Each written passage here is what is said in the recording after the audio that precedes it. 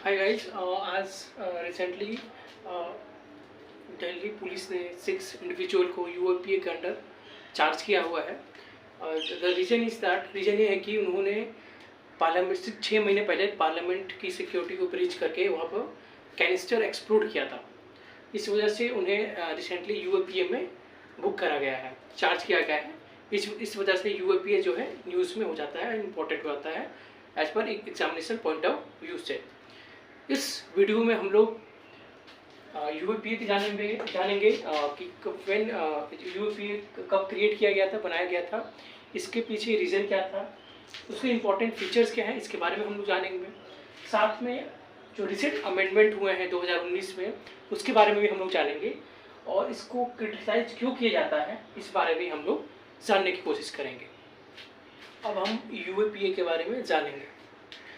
जो यूपीए जो है उसको unlawful activity and prevention act कहते हैं। ये 1960s मिड 1960 के टाइम इसको बनाया गया था, पास किया गया था। रीज़न ये था कि उस समय जो सेक्शनिस्ट एक्टिविटीज़ थे, अलगाववाद था वो लाइक नक्सलिज्म, वो देश में फैल रहा था और इसी को डील करने के लिए हमने यूएपीए को पास किया था। UAPA unlawful activities and prevention act, इसको 1967 में इसको पास किया गया था। और द मेन रीज़न ये था कि जो भी सेक्शनिस्ट एक्टिविटी हो उसको डील किया जाए। एक इम्पॉर्टेंट फैक्ट ये भी है कि जब यूएपीए को पास किया गया था, क्रिएट किया गया था, तो ये ऐसा नहीं था कि this was the first law regarding anti terror और समथिंग लाइक दैट। मतलब ये एंटी टेरर से रिलेटेड ऐसा नहीं था कि पहला लॉ था। उससे पहले भी आसपा जो था 1958 में पास किया गया था, क्रिएट किया गया था, ताकि उस समय जो नागा इंसर्जेंसी अपने चरम सीमा पे थी उसको डील किया जा सके। अब हम इसके इम्पोर्टेंट फीचर्स की बात करते हैं। जो भी यूएपीए केसेस होते हैं वो एनआईए के द्वारा डील किए जाते हैं, नेशनल इन्वेस्टिगेशन एजेंसी। अगर हम एनआईए की बात करें हैं तो इसको 2009 में क्रिएट किया था, बनाया गया था by NIA act 2009 after the Mumbai attack. जब मुंबई अटैक हुआ उसमें ये फील करा गया कि हमें एक ऐसी संस्था की ज़रूरत है जो टेरर से रिलेटेड केसेस को एक्सक्लूसिवली डील करे। इसी वजह से एनआईए का गठन किया गया था। एनआईए जो है, एनआईए को किसी भी स्टेट गवर्नमेंट की परमिशन की ज़रूरत नहीं होती है। अगर वहाँ पर कोई टेररिस्ट एक्टिविटी होती है तो एनआईए के पास पावर है कि उन टेररिस्ट एक्टिविटीज़ को, टेरर रिलेटेड जो भी केसेस होते हैं उनको डील करें, और इसके संबंध में उसे किसी स्टेट गवर्नमेंट की परमिशन की कोई ज़रूरत नहीं होती है। इस वजह से ये संस्था बहुत ही इम्पोर्टेंट हो जाती है। अगर हम इसके फीचर की बात करें यूएपीए की, तो ये इवन डेथ पेनल्टी भी प्रोवाइड करता है टेरर रिलेटेड केसेस में। मतलब in extreme cases death penalty भी दिया जा सकता है कल्प्रिट्स को। अगर हम इसके चार्जशीट फाइलिंग की बात करें तो ये अप टू 180 डेज तक लोगों को डिटेन किया जा सकता है। मतलब इतने दिनों के भीतर चार्जशीट को फाइल किया जा सकता है। लेकिन अगर हम नॉर्मल केसेस की बात करें तो जो चार्जशीट फाइल करने का जो टाइम पीरियड होता है वो 60 to 90 डेज होता है।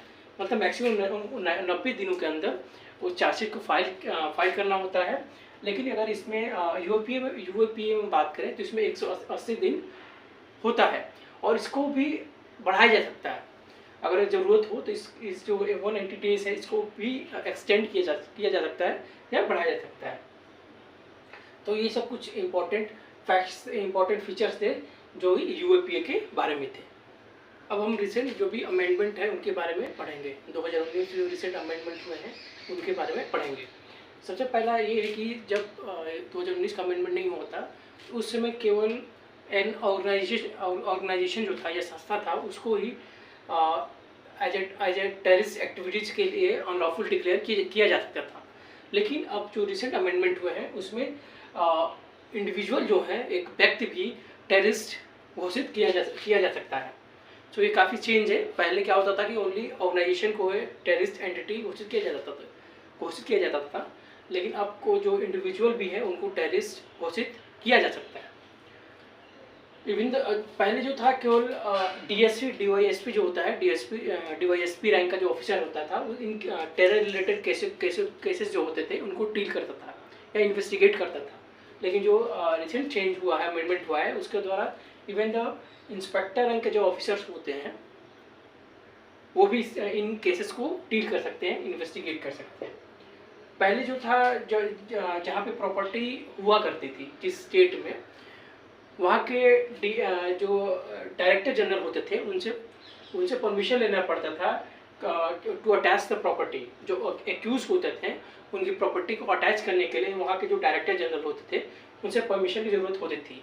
लेकिन रिसेंट अमेंडमेंट के बाद जो एनआईए का जो डीजी होता है वो उसके पास ये पावर आ गया है कि वो जो प्रॉपर्टी का अटैचमेंट होता है उसको अलाउ कर सकता है, मतलब सैंक्शन कर सकता है।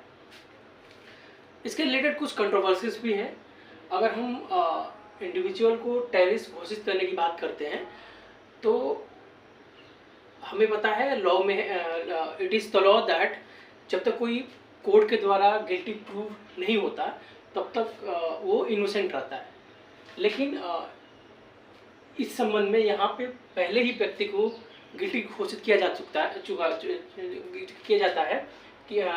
कर दिया जाता है, जबकि अगर केस फाइल होने के बाद अगर वो व्यक्ति इनोसेंट निकलता है तो इसको हम कैसे कंपनसेट करेंगे, क्योंकि उस उतने टाइम तक उस व्यक्ति को स्टिग्मेटाइज किया जाएगा और उसको टेररिस्ट कहा जाएगा। तो ये एक जो है काफ़ी विवादित पॉइंट रहा है।